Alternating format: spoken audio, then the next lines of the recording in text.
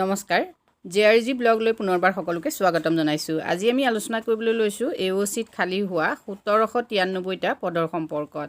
ইতিমধ্যে government of India ministry of ডিফেন্সৰ ফালৰ পৰা নটিফিকেশ্যন জাৰি কৰা হৈছে আৰু এই নটিফিকেশ্যন মতে AOC অৰ্থাৎ আৰ্মি অৰ্ডিনেন্স ক্ৰপছত খালি হৈছে 1793টা পদ।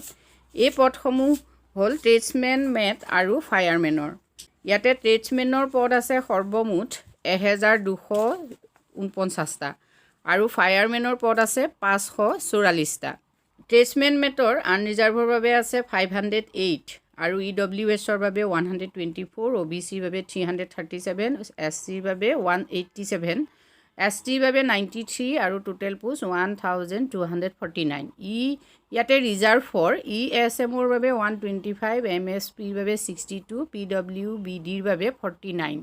এই পদসমূহৰ ট্ৰেডছমেন মেটৰ পে স্কেল হ'ব 7th পে কমিশ্যনৰ আণ্ডাৰত হ'ব লেভেল 1 আৰু ₹18,000 to ₹56,900 অৰ্থাৎ 18,000ৰ পৰা 56,900 পে স্কেল হ'ব।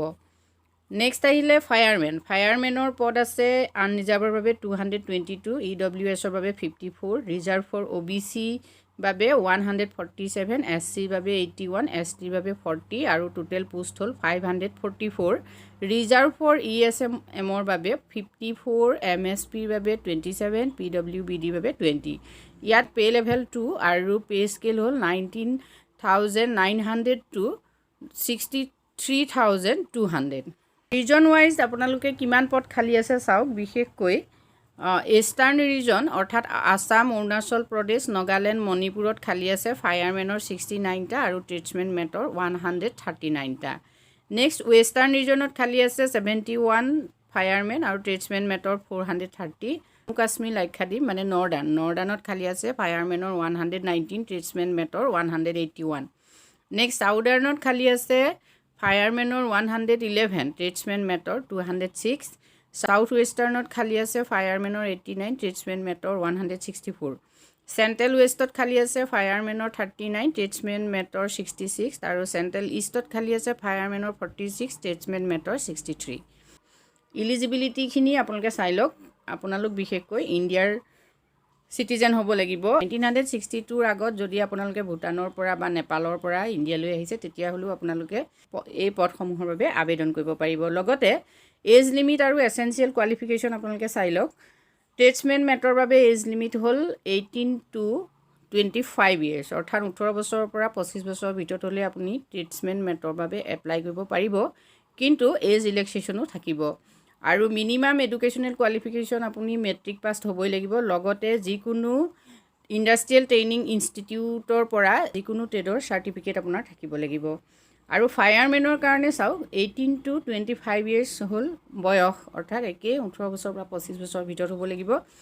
আৰু এজ ৰিলেক্সেশ্যন আমি পিছত আলোচনা কৰিছোঁ। মেট্ৰিক পাছ হ'লে আপুনি এই পদবোৰৰ বাবে আবেদন কৰিব পাৰিব। অৰ্থাৎ ফায়াৰমেন পদৰ বাবে আপোনাৰ কোনো ধৰণৰ ইণ্ডাষ্ট্ৰিয়েল ট্ৰেইনিং চাৰ্টিফিকেটৰ প্ৰয়োজন নাই। মাত্ৰ ট্ৰেডছমেন মেটৰ বাবে কিন্তু আপোনাক ইণ্ডাষ্ট্ৰিয়েল ট্ৰেইনিং ইনষ্টিটিউটৰ পৰা যিকোনো ট্ৰেডৰ চাৰ্টিফিকেট আপোনাৰ থাকিব লাগিব, তেতিয়াহে আপুনি আবেদন কৰিব পাৰিব। এজ ৰিলেক্সেশ্যন আপোনালোকে চাওক। SC ST কেটেগৰীৰ বাবে থাকিব 5 years, OBCৰ বাবে 3 years, PWBD আনৰিজাৰ্ভৰ বাবে থাকিব 10 years, PWBD OBCৰ বাবে থাকিব 13 years, PWBD SC STৰ বাবে থাকিব 15 years, এক্স ছাৰ্ভিচমেনৰ 3 years, ডিফেন্স পাৰ্চনেল ডিজেবলৰ বাবে থাকিব 3 years আৰু defence personnel disabled in operation during hostilities এইবোৰৰ বাবে থাকিব 8 years, চেণ্ট্ৰেল গভৰ্ণমেণ্ট চিভিলিয়ান এমপ্লয়িজৰ বাবে 40 years। যদি উইড' ডিভ'ৰ্চড ওমেন আৰু women judicially separated and who are not remarried তেওঁলোকে 35 years এজৰ ওপৰত হ'লেও আবেদন কৰিব পাৰিব। নেক্সট একেধৰণৰ মহিলা SC ST যদি হয় তেওঁলোকে 40 years এজৰ ওপৰতো আবেদন কৰিব পাৰিব। আৰু মেৰিটিয়াছ স্পৰ্টছ পাৰ্চনে 5 years ৰিলেক্সেশ্যন পাব। গতিকে এইখন নটিফিকেশ্যন মই ডেছক্ৰিপশ্যন বক্সত দি দিম। আপোনালোকে সম্পূৰ্ণ তথ্যখিনি চাই এই পদসমূহৰ বাবে আবেদন কৰিব পাৰিব। পুনৰবাৰ AOC ৰিক্ৰুইটমেণ্টৰ চামাৰীটো আপোনালোকে চাওক। Organise army ordnance corps post firemen tradesmen mate, total vacancy 1793, category gov job. Apply online starting date 6 February, 6 February পৰা অনলাইন আৰম্ভ হৈছে। লাষ্ট ডেট হ'ব 26 February অৰ্থাৎ 20 দিন। এই 20 দিনৰ ভিতৰত আপোনালোকে এপ্লাই কৰিব লাগিব। আৰু পে স্কেল ইতিমধ্যে মই আলোচনা কৰিছোঁ 18,000 to 63,200 অল অভাৰ ইণ্ডিয়াৰ কেণ্ডিডেটে এই পদসমূহৰ বাবে এপ্লাই কৰিব পাৰিব যদি আপুনি এপ্লাই কৰিব খুজিছে তেতিয়াহ'লে www.aocrecruitment.gov.in গৈ এপ্লাই কৰিব পাৰিব আজি ভিডিঅ'টোত আমি আপোনালোকৰ বাবে এইখিনি তথ্য আগবঢ়াইছোঁ যদি উপকৃত হৈছে কমেণ্ট কৰি জনাব ধন্যবাদ